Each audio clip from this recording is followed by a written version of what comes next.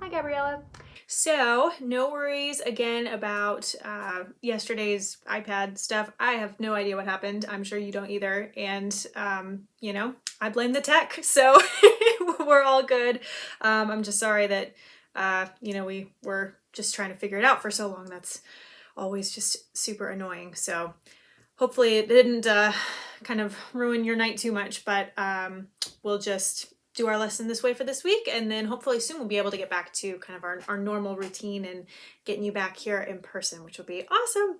So let's talk first about the workshop. So Monday is our next workshop, and I am putting you on that different group. So this is actually with more of my high school students, and I think overall you'll end up, like I said before, get a little bit more out of it, and I think it'll be a little bit more enjoyable for you in the long run. So I'm excited for you to kind of meet those other people and get comfortable in that group. I'm thinking we have sort of the same options that we had last month, but it's up to you if you want to do a partial kind of excerpt of one of our pieces. That would be an option as well. So again, if you want to go back and review either Walk of the Giant or the Canon in D, those would both be good options. If you'd rather do something different, what we could do is actually just maybe the first page of Hunting Song or everything that we have for Carol of the Bells up to this point. It doesn't necessarily always have to be a full piece, especially if it makes the difference between going back and reviewing something for the third, fourth, fifth time. It gives you something a little bit different to present, but this is also kind of an interesting week for it too, because you are going to be in a totally different group. So it's really up to you, whatever I'm sure the piece you probably would feel most comfortable with is the canon again. If you'd like to do something different, one of those other options would be a good pick. So it's really up to you. If you want to maybe let me know when you have a chance to think about it, you can just shoot me a text and let me know which one you'd like to do for Monday. But I am looking forward to it. I think it'll be a good time. So let's go over the theory here.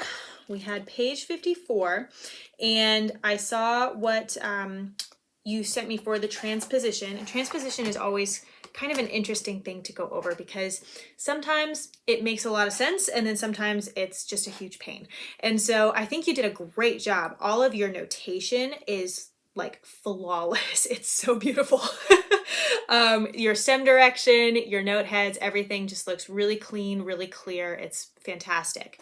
So one thing that I don't even really think that we had talked too much about, so we maybe just needed to spend a little bit more time on that, but I think it'll be no big deal once I go over it here. So one thing that I think maybe forgot about is that when we're switching to a different 5-finger position, if we don't have a key signature, we have to be thinking about the accidentals, because there are not always only the 5 natural white keys in every 5-finger position, right? So on page 54, I'm just going to kind of walk through the different lines here.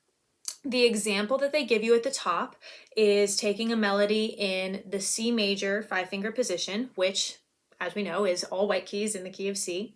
Then they transpose it to the key of G major. Now, the key of G does not have all white keys in the whole scale, but in the first 5 notes, when we're talking about G position or the G, what they call it, the G 5-finger pattern, the first 5 notes of the G scale, right?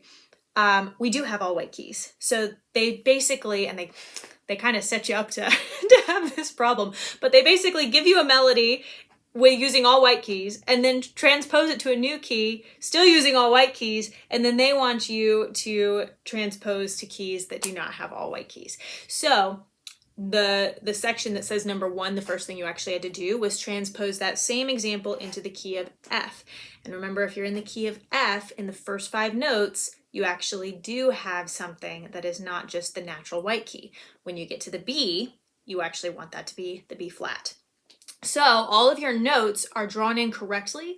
We just needed to have a flat on the B's. Okay, and then the same thing kind of happens on the next part. They give you a new melody, this time starting in the key of G, again, using all white keys, but they want you to put it now in the key of D. So you chose and selected all of the right notes. You have all of the intervals following that same melodic pattern correctly. we just need to have a sharp anytime we have an F, because in the first 5 notes of the D scale, or if we're thinking of it as D position or the D 5-finger pattern, we have an F sharp in the middle instead of an F natural. So I hope that makes sense. What I would like to do for next time, whenever I see you next, which could potentially be Tuesday, actually next week, we'll kind of have to see how it goes with cross-country schedule. But whenever I see you next, let's go ahead and add those things onto page 54. So again, when you do your, let's see here, when you do this example, right, if we're in the key of F, that means we need flats on all the B's. And then this bottom one, when we're in the key of D, we need sharps on the F's. So we'll go ahead and plug those in. Again, you just have to add those to the notes you already drew because the notes are perfect. And then we'll also go ahead and get a little more practice with this on page 55. So on page 55, now they're giving you examples that use the entire grand staff, okay? So you'll have 2 more examples, one here, and I cannot read this backwards, so I'll have to show you and then actually turn it around and read it. But you can see here, we've now got parts both in the right hand and the left hand, some for treble, some for bass. We've got our time signatures, and then we have the same thing down here. So let me take a look here.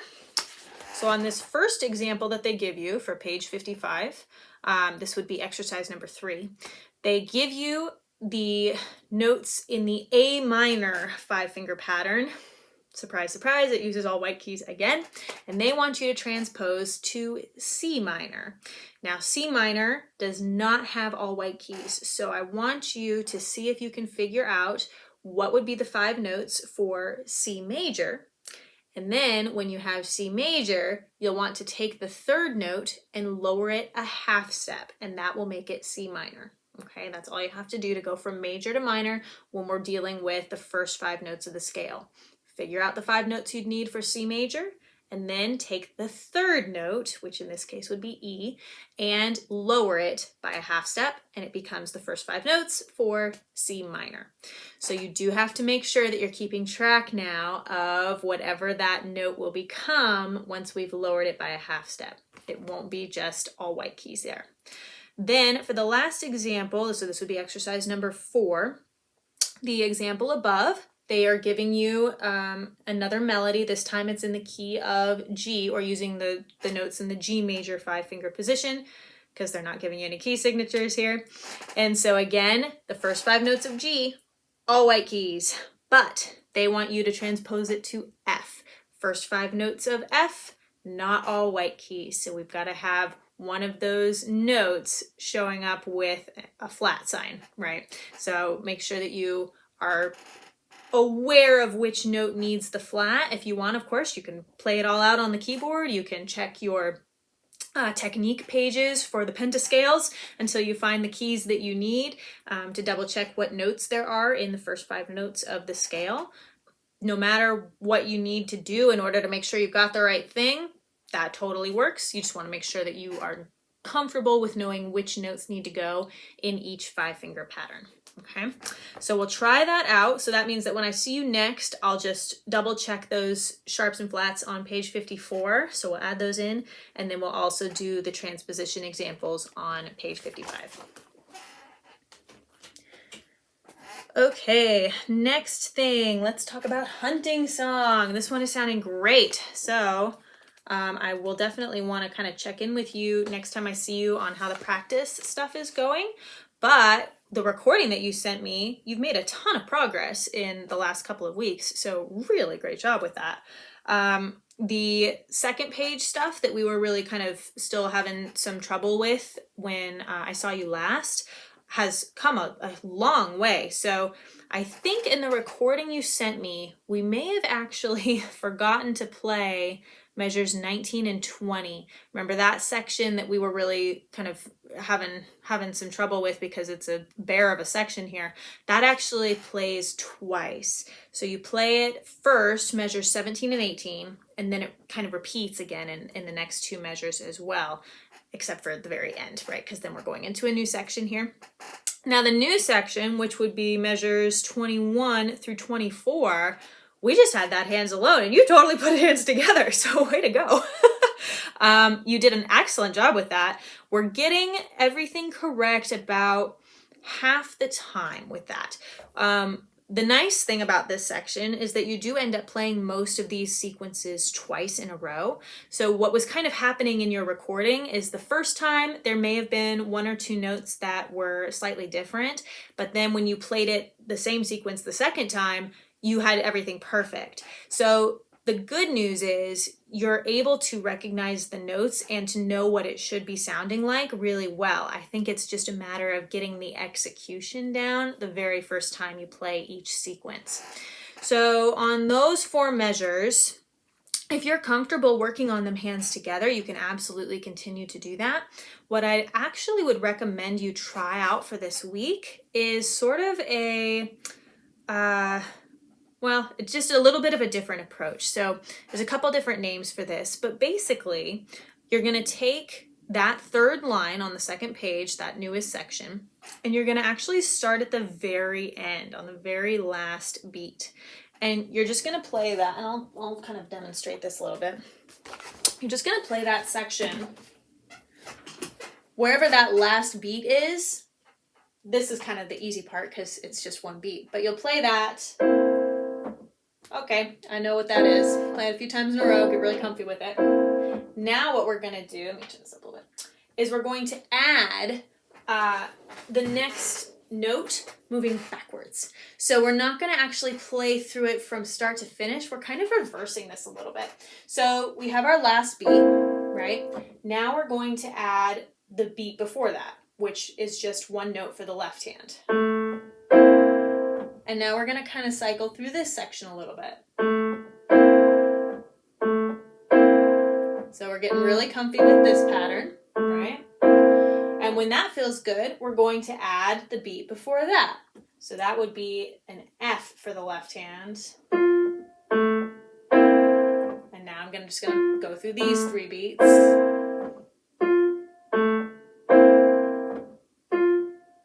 There's no set number of times for each one of these additions. It's just as long as it feels comfortable and consistent, and you've done them at least a few times in a row, with the exception of course, when you just have that very first beat all by itself. Then you can go back and add the next one. If you notice that you start to make mistakes or that it's kind of inconsistent, sometimes you get it, sometimes you don't add a new beat yet. Okay, but you're just gradually working your way backwards. So the next thing that I would do is add the beat before that, right? So that would be a C for the left hand. And then I'm just gonna stay here on this section until that feels comfortable. And then I go back even further. Oh, nope, that wasn't right.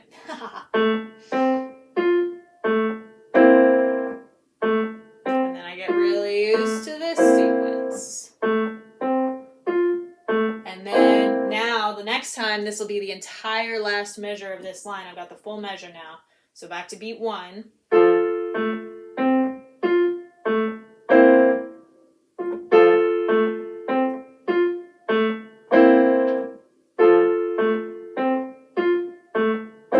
And you just continue to work your way backwards this way.